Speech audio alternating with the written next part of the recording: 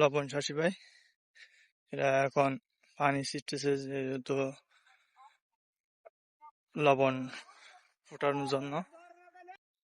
Hello, আসসালামু আলাইকুম। কেমন আছেন সবাই?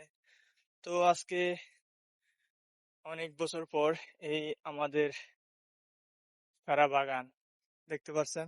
এটা হচ্ছে আমাদের পেয়ারা বাগান। তো এখানে এসেছি, মন চাচ্ছে নীরব একটা জায়গা, আসলে পেয়ারা বাগান। তো তো আমরা বলি দজ্জা, দজ্জা নামে আমাদের পরিচিত। তো সেখানে পেয়ারা বন দেখতে পাচ্ছেন। আমার পিছনেও অনেক দূর পর্যন্ত এই পেয়ারা বাগান।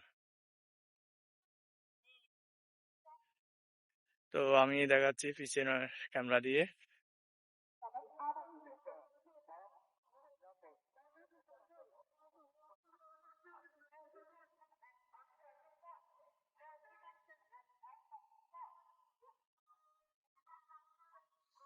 তো দেখতে পাচ্ছেন, এটা হচ্ছে লবণ শাসি ভাই, এরা এখন পানি ছিটতেছে যেহেতু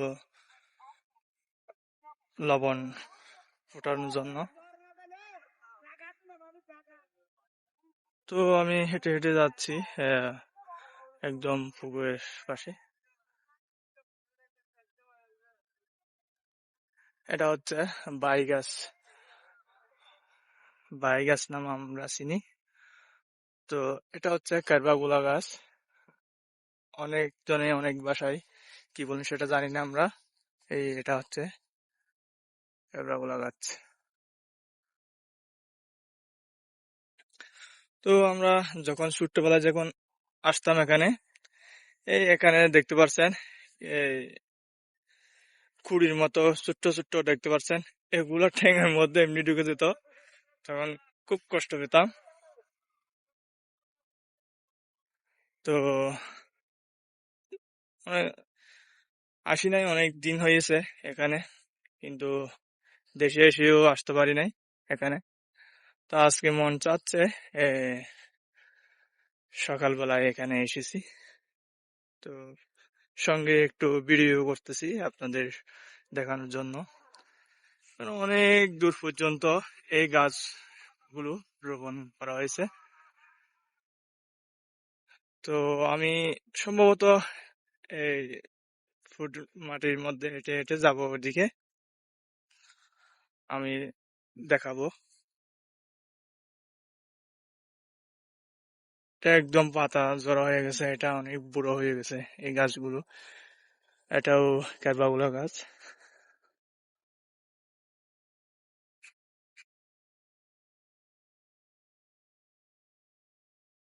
আসসালামু আলাইকুম, কেন আছেন?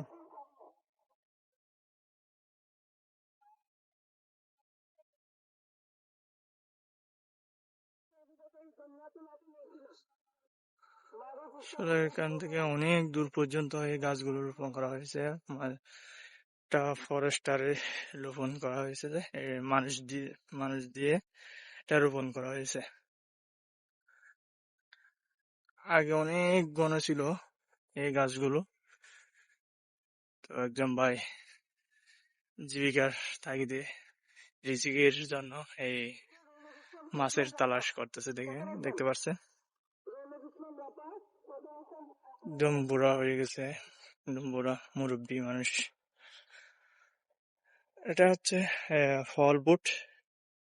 এটা গুনার থেকে, ওখান থেকে পানি এই নদীতে আসে।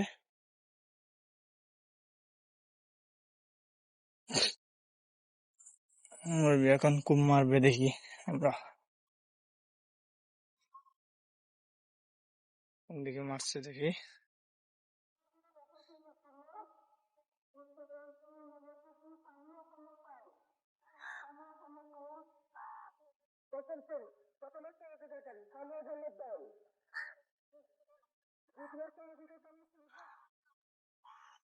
মুরব্বী জাল টানতেছে দেখতেছি, রিজিকে কি আছে দেখি।